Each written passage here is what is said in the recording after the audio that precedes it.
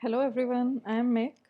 Recently IIT JEE Mains के application form filling की last date extend हुई है 23 जनवरी तक। और सिलेबस भी रिलीज़ हुआ है। और कुछ घंटे पहले ही न्यूज़ है कि यूनियन एजुकेशन मिनिस्टर ने अनाउंस किया है कि क्लास 12 बोर्ड एग्ज़ाम में 75% आने का जो एलिजिबिलिटी क्राइटेरिया होता था वो अब हटा दिया गया है इसी ईयर में।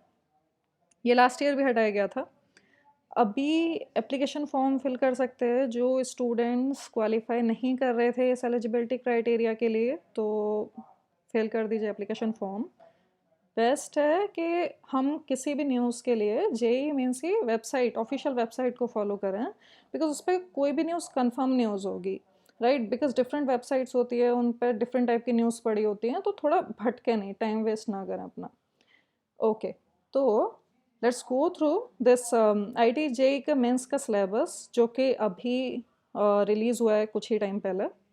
ओके, और मैं उसके साथ कुछ हेल्पफुल टिप्स भी दूंगी जेई मेंस एग्ज़ाम्स के लिए। ओके, सो देखिए, इसके लिए क्या करना है कि गूगल पर सिंपल जेई मेंस टाइप करेंगे, जो फर्स्ट लिंक है वो ही हमारा वेबसाइट का लिंक है, जो जेई मेंस की ऑफिशियल वेबसाइट है। और इसमें जो फर्स्ट टैब है, इसमें सिलेबस है। फाइल डाउनलोड होगी, तो ये फाइल डाउनलोड हो चुकी है। ओके, अभी इसमें फर्स्ट पार्ट है, मैं यहाँ B tech and B syllabus के लिए बात कर रही हूँ। फर्स्ट तो मैथमेटिक्स का है। आप देख सकते हैं कि इसमें नॉर्मली जो सीबीएसई की बुक में एनसीईआरटी में रहता है ना सिलेबस, इस बार भी वही सिलेबस है। इम्पॉर्टेंट गाइज, जेई जो है वो मैथ्स के बेसिस पर रैंक्स का इम्प्रूवमेंट करता है। सपोज़ मल्टीपल स्टूडेंट्स का सेम सम है मार्क्स का, जिस स्टूडेंट ने मैथ्स का बेटर स्कोर किया है उसकी रैंक बेटर होगी। ओके, तो ट्राई करें कि एग्ज़ाम के टाइम पर मैथ्स में जितना भी क्वेश्चंस आते हैं उनको कंप्लीट कीजिए, वो छूटना नहीं चाहिए।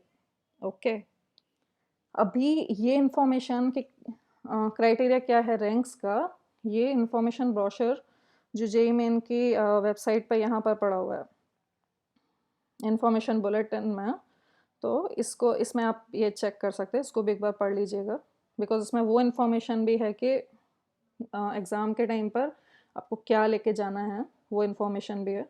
तो just go through this, important है। ओके, तो सिलेबस पे बात करते हैं।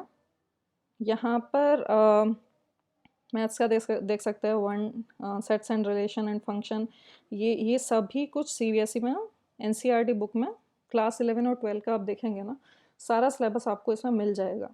ओके, जस्ट यहाँ पे एक इम्पॉर्टेंट पार्ट है, जो आईएससी बोर्ड या स्टेट बोर्ड्स के स्टूडेंट्स रहते हैं डिफरेंट बुक्स रेफ़र करते हैं।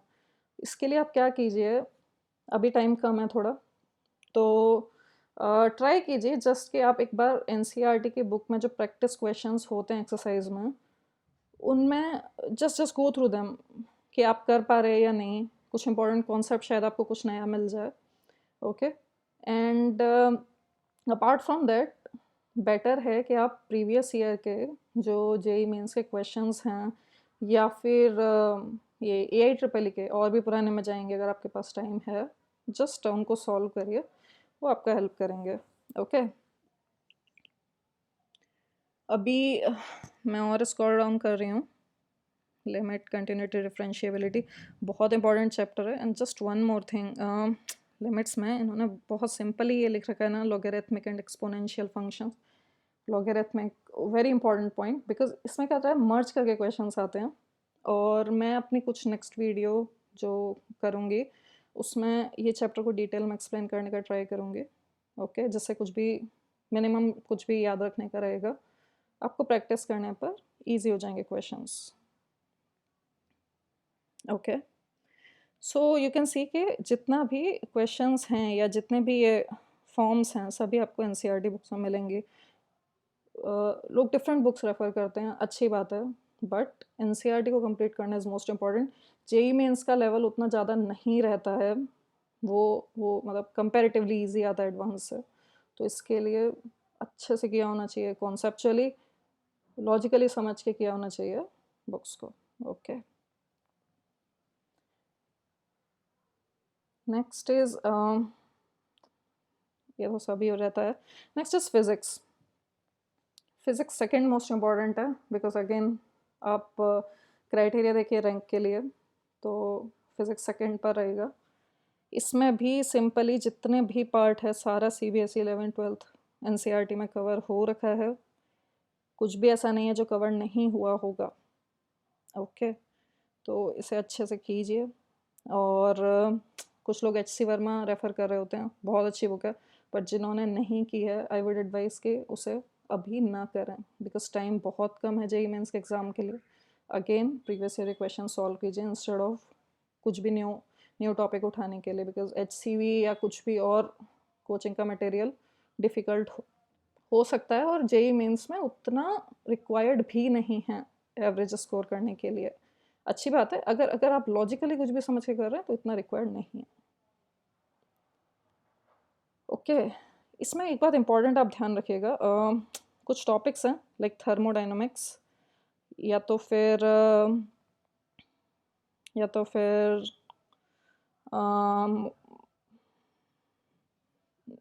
एक second,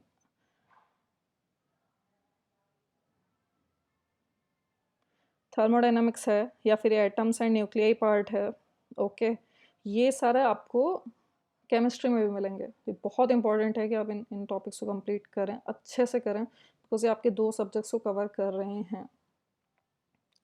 competition plus board board को कंसिडर करके भी ये कीजिए।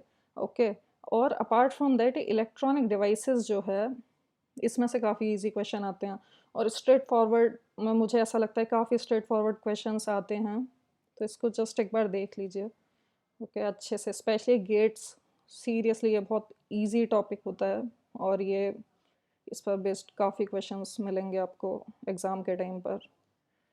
इसमें वेरी इंपॉर्टेंट है जो प्रैक्टिकल्स की लिस्ट दे रखी है, बिकॉज ये कोविड के टाइम पर बहुत बहुत स्टूडेंट्स के साथ रहा होगा कि इतना आपने फॉर्मली स्कूल में नहीं किए होंगे प्रैक्टिकल्स, किए भी होंगे तो जल्दी जल्दी में कर लिए होंगे।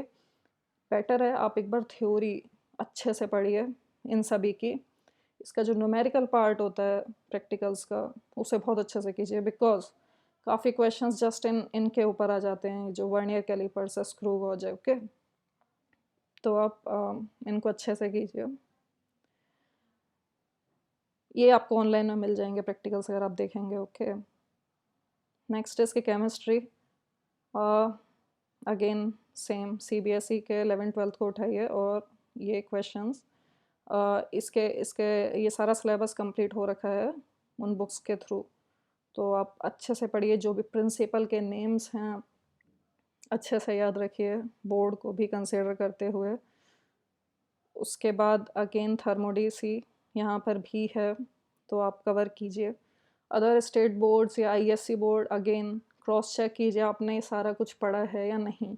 अगर नहीं पढ़ा है, ऑनलाइन या तो आपको NCERT CBSE की बुक्स जो हैं ऑनलाइन में आप सर्च करेंगे जस्ट के क्लास 12 NCERT, क्लास 11 NCERT, आपको फ्री PDF बहुत सारे मिल जाएंगे, स्टडी मटेरियल मिल जाएगा, उनको पढ़िए, बिकॉज कंपटीशन के पॉइंट ऑफ व्यू से बहुत इंपॉर्टेंट है कि हम सारे टॉपिक्स कवर करें जो इस शीट में दे रखे हैं।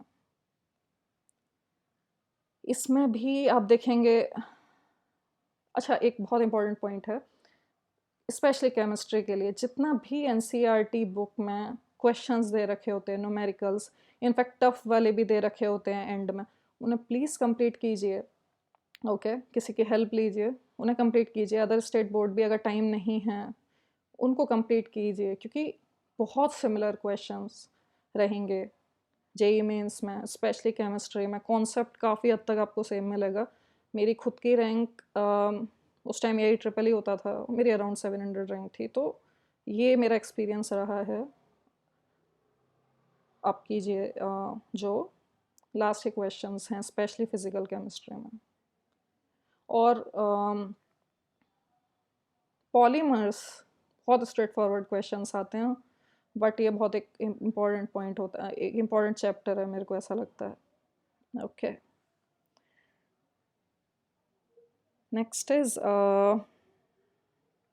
Next is practical part again in chemistry, और सेम सिचुएशन होगी बिकॉज कोविड की वजह से बहुत ज़्यादा एक्सेस नहीं था आपको लैब्स का। तो टाइट्रेशन इज़ वेरी इंपॉर्टेंट, इसका न्यूमेरिकल पार्ट, इसको अच्छे से कीजिए। आपको जेईई मेंस में 1-2 क्वेश्चंस ऐसे भी मिल जाएंगे जो स्ट्रेट फॉरवर्ड प्रैक्टिकल के पार्ट से उठाए गए होंगे। सॉल्ट एनालिसिस रहेगा, ग्रुप्स फाइंड करना, तो सॉल्ट के कलर अच्छे से याद रखिए। ओके, अगेन ये सारा कुछ आपको बुक्स में मिलेगा, और इसको आप ऑनलाइन भी चेक कर सकते हैं इसके लिए जो हेल्प चाहिए। ओके, तो ये आप just go through this sheet, और जो भी पॉइंट्स आपकी बुक में इन केस नहीं भी हैं तो ऑनलाइन उनको जाके पढ़ लीजिए somehow. Best of luck for your JEE mains, और इन केस आपको कोई भी क्वेश्चन होता है आप कमेंट सेक्शन में कीजिए, जैसे भी मुझे टाइम रहेगा मैं उनको एड्रेस करती हूँ। Apart from that in my next videos I will try to cover important maths topic like trigonometry, logarithmic, इनका कॉन्सेप्चुअल लेवल पर मैं कवर करूँगी, जिससे कि आपको थोड़ा हेल्प मिलेगी एग्ज़ाम के लिए। Okay, thank you very much.